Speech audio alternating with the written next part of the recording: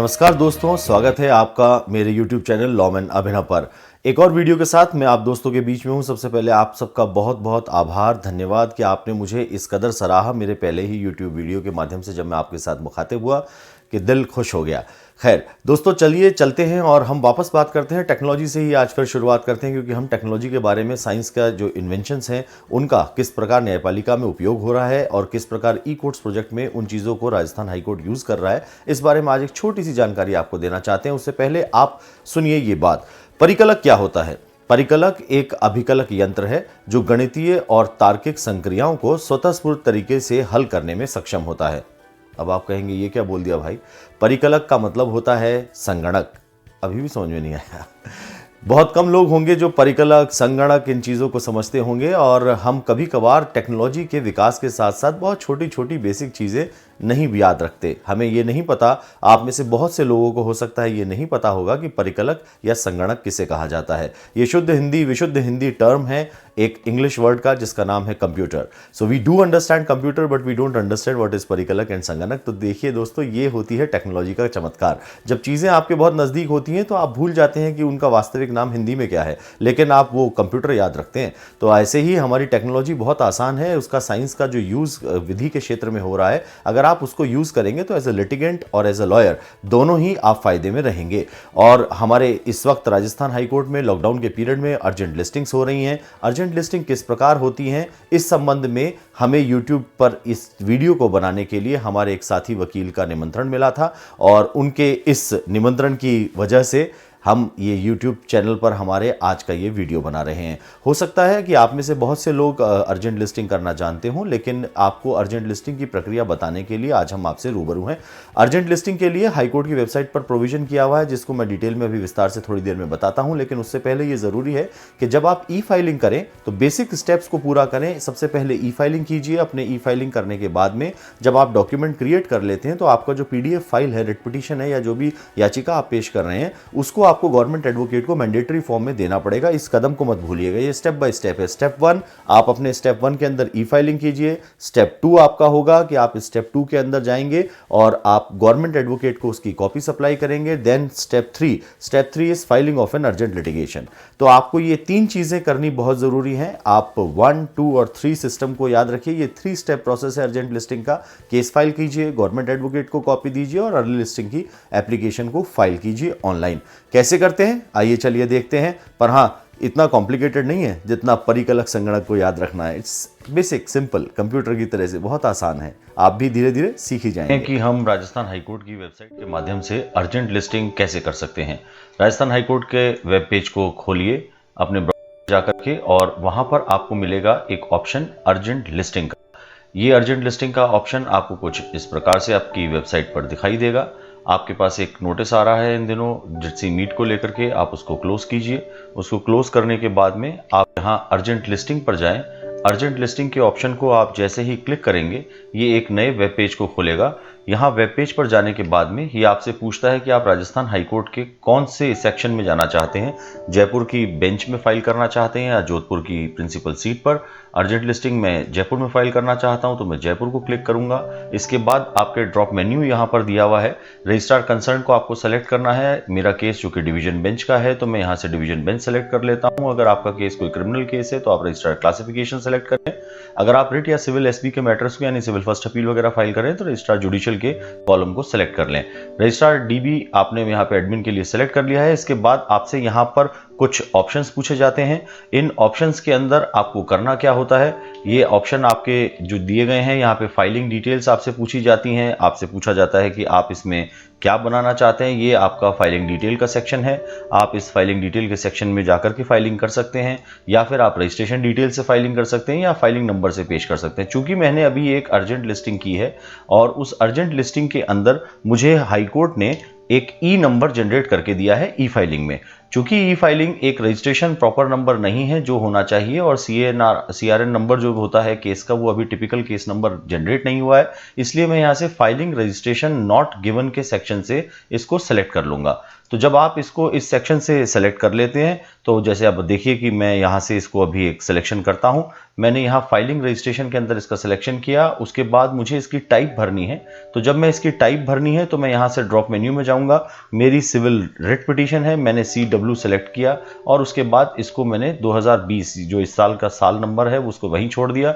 मैं इसको सबमिट कर देता हूँ और सबमिट करते के साथ ही ये एक वेब पेज यहाँ पर जनरेट हो जाता है। अब आपको इस वेब पेज के अंदर अपने रजिस्ट्रेशन नंबर को भरना है। रजिस्ट्रेशन नंबर भरने के साथ ही चूंकि आप वेबसाइट पर रजिस्टर हो चुके हैं, जब आप इस सेक्शन में आ रहे हैं तो आपका ये नाम ऑटोमेटिकली फिल कर लेगा। आपको अपने यहाँ से ईमेल आईडी को भरना है, आपको यहाँ से आपके मोबाइल नंबर को भरना है और यहाँ से आपका व्हाट्सएप का मोबाइल नंबर है।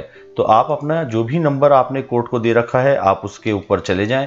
यहाँ पर आप अपना एनरोलमेंट नंबर डालें, यहाँ आप अपना नाम लिखें, अपना ऑटोमेटिकली ये जनरेटेड सिस्टम है नाम उठा लेगा। ईमेल लिखें, मोबाइल नंबर लिखें, आप अपना यहाँ पर मोबाइल नंबर व्हाट्सएप के लिए लिखें और उसके बाद में आपको अपनी यहाँ पर एक सेकंड पार्टी भरनी है, फर्स्ट पार्टी भरनी है। ये आपकी पार्टीज हैं यहाँ पर जो आपको दी गई हैं। इनको भरने के लिए आपको अपनी पिटिशनर की पार्टी को उठाना है। जैसे मेरी ये पार्टी है, इसको मैंने उठाया यहाँ से और मैंने इसका नाम भर दिया। इसके बाद मेरे को एक सेकंड पार्टी उठानी है, मैंने यहाँ से सेकंड पार्टी जो मेरी ऑलरेडी मैंने सेव करके रखी है वो मैं यहाँ से उठा लेता हूँ, इसको मैं यहाँ भर सकता हूँ। Matter is prayed to be listed on, ये मैंने यहाँ से डेट का सिलेक्शन कर लिया। यहाँ मेरी अर्जेंसी इन ब्रीफ है, उसको मैं भर सकता हूँ। उसके लिए बेस्ट तरीका ये है कि आप अपनी एक वर्ड की फाइल के अंदर ऑलरेडी आप अपने अर्जेंसी को टाइप करके रखें, प्री टाइप रखें, एक ब्रीफ अर्जेंसी और एक पेज की सिनॉप्सिस। इस ब्रीफ अर्जेंसी के कॉलम में आपको कोई भी स्पेशल कैरेक्टर नहीं लगाना है। अगर आप स्पेशल कैरेक्टर लगाते हैं तो क्या होता है वो आपके स्क्रीन पर दिख रहा है। एक साथी वकील ने मैसेज करके पूछा कि ये सबमिट नहीं हो पा रहा है, और क्यों सबमिट नहीं हो रहा उसका कारण ये है कि जब आप स्पेशल कैरेक्टर लगा देते हैं तो वो सबमिट नहीं होता है। तो ये चीजें आपको ध्यान रखनी पड़ेंगी। यहाँ नीचे के मेन्यू में आपके पास में एक सिनॉप्सिस का मेन्यू है। अब इसको जल्दी से देखते हैं कि हम इसको भरते कैसे हैं और इसको क्विकली जनरेट कैसे करते हैं। एनरोलमेंट के कॉलम में आपको यहाँ पर फिलअप करना है enrolment number as a lawyer. यहाँ आपको अपना एडवोकेट का नाम ये ऑटोमेटिकली उठा लेगा। मैं आपको करके दिखाता हूँ कि ये काम कैसे करता है, आपको कैसे भरना है। मेरा रजिस्ट्रेशन नंबर से फॉर एग्जांपल ये है, इसने अब आप देख सकते हैं ऑटोमेटिकली मेरा नाम इसने फिलअप कर दिया है। अब मुझे यहाँ पर अपना ईमेल आईडी भरना है। मेरा ईमेल आईडी इसमें फॉर्म में ऑलरेडी सेव है। मेरा मोबाइल नंबर मुझे यहाँ से भरना है।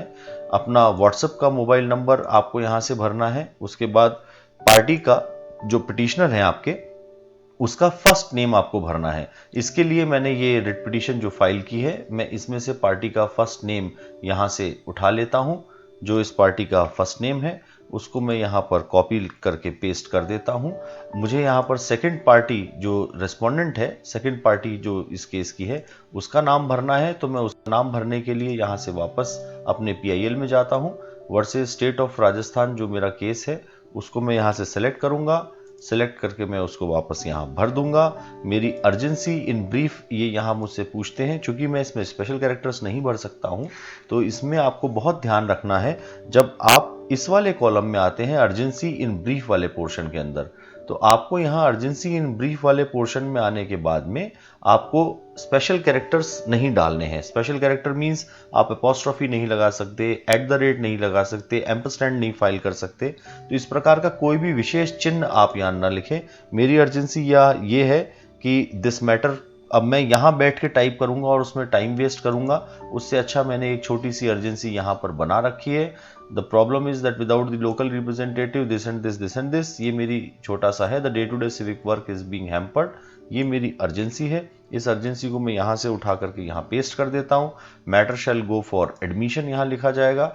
Matter is prayed to be listed on, say for example मुझे यहाँ पर अपनी डेट सेलेक्ट करनी है, तो मैं यहाँ डेट सेलेक्ट करने के लिए अपनी डेट मैंने भर दी। इसके बाद अर्जेंसी मेरी कंप्लीट हो गई। ये पासिंग ऑफ इम्प्यून ऑर्डर पूछता है। आपको लगेगा कि यहाँ पर कुछ नहीं आ रहा, गोला ऐसा बंद आ रहा है, लेकिन ये बिल्कुल आता है। आप इसको जब क्लिक करेंगे तो यहाँ से डेट्स ऑप्शन बोलती हैं, तो ये डेट्स के लिए आता है। लेकिन आपको अभी यहाँ इम्प्यून ऑर्डर कुछ नहीं भरना है, क्योंकि मेरे केस में कोई इम्प्यून ऑर्डर नहीं है। अगर फर्स्ट अपील है या कुछ और है तो आप भर सकते हैं। अपोजिट पार्टी, चूंकि ये एक फ्रेश केस है, इसलिए इस फ्रेश केस के अंदर अभी कोई अपोजिट पार्टी नहीं है, तो मैं इसको नॉट एप्लीकेबल करके छोड़ दूंगा।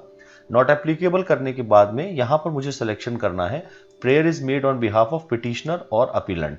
ये मेरी प्रेयर पिटिशनर के बिहाफ पर है, इसलिए मैं इसको इस प्रकार से कर दूंगा। उसको करने के बाद में जब मैं यहाँ सिनॉप्सिस के अंदर जाता हूँ तो मुझे इसकी सिनॉप्सिस भरनी है। अब मुझे कहा जाता है कि मुझे एक पेज की सिनॉप्सिस भरनी है। मैंने ऑलरेडी एक पेज की सिनॉप्सिस प्री टाइप करके रख रखी है, जिसे मैं यहाँ से सेलेक्ट करके यहाँ पर पेस्ट कर देता हूँ। ये मेरी सिनॉप्सिस यहाँ पर आ गई है।